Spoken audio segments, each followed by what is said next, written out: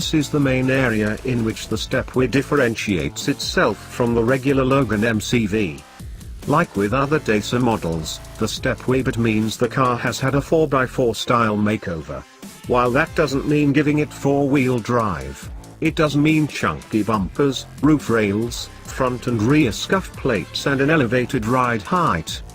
There's no hiding the Logan's inherent boxiness, but the Stepway certainly manages to look a good bit less awkward than the regular car.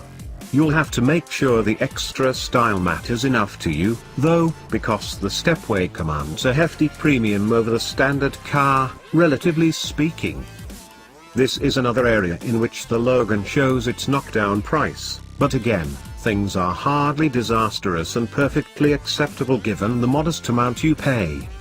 The suspension is set up softly to maximize comfort, and that means it does a decent job with some types of bump. However, bigger potholes can thump into the cabin and grainy, patched-up surfaces can have the car jittering and fidgeting at low urban speeds. The softness of the suspension also means you feel a fair slice of body lean in bends, but you never feel like the car is about to fall over.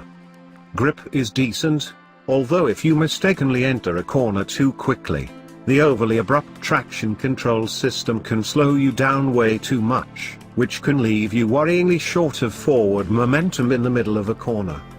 The steering isn't ideal, either. It has the rather unusual combination of being both slow and overly heavy, and although you get a decent amount of feedback through the wheel, you also feel a considerable amount of kickback over mid-corner bumps, which feels like the wheel is trying to wrench itself out of your hands. You probably won't like the notchy, imprecise gear shift or the sporadically weighted pedals, either, but what do you expect for so little cash? You can have the Logan MCV Stepway with a choice of two identically powered, 90 PS, engines, a 0.9-litre turbocharged petrol that we haven't driven, and a 1.5-litre diesel we have.